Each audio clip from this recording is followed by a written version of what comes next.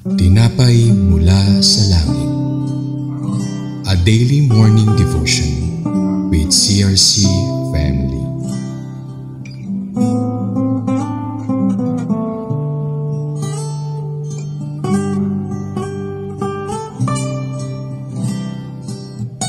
Isang mapagpalang umaga kapatid, ako si Gadjal Customer ng CRC Main Church. Samahan niyo po kami sa ating programang Tinapay Mula sa Langit, ang pang-araw-araw nating devotion sa salita ng Diyos. Ngayong umaga ay matutunghayan natin ang Deuteronomy chapter 33 verse 6, pinamagatang Ruben nor let his men be few. Ngunit bago po tayo magpatuloy, tayo dumako sa mikling panalangin. Aming Diyos, kami nagpapasalamat sa umagang to at muli kaming makakarinig ng iyong salita at gagamitin namin to sa aming pang-araw-araw na paglakad sa iyo at magsilbing kalakasan sa aming mga espiritual at pisikal na mga ginagawa. Nawa ang layunin mo ang siyang masunod sa amin at may sa pamuhay namin to. Sa pangalan ng inyong anak na si Jesus. Amen. Sinabi dito sa Deuteronomy chapter 33 verse 6 NLT version, Moses said this about the tribe of Reuben, let the tribe of Reuben live and not die out, though they are few in numbers.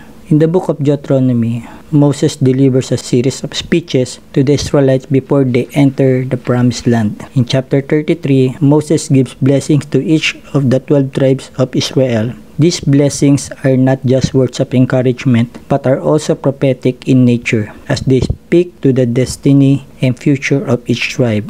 Just as Jacob blessed his son before he died, in Genesis chapter 49, Moses, as Israel's leaders, pronounced blessings on the tribe of Israel before his death. Beginning with Jacob's oldest son, he said, "May Reuben live and not die," in verse 6. The tribe of Reuben was the first son of Jacob, and as such, they held a position of honor and responsibility within the tribe of Israel. However, Reuben also had this history of disobedience and betrayal, as seen in the account of the incident with his father's concubine in Genesis chapter 35 verse 22. Despite this, Moses still spoke a blessing over Reuben and prayed for their preservation and prosperity. This blessing signifies a wish for Reuben to flourish as a tribe, continue to live, and not be extinct. Despite Jacob's prophecy in Genesis chapter 49 verse 4 that Reuben would not excel, Reuben deserved to be cut off or greatly diminished and obscured according to Jacob's prediction. Yet God will spare them and give them a name and portion among the tribes of Israel and bless them with increase of their numbers. The themes present in this verse include blessing, preservation, and prosperity.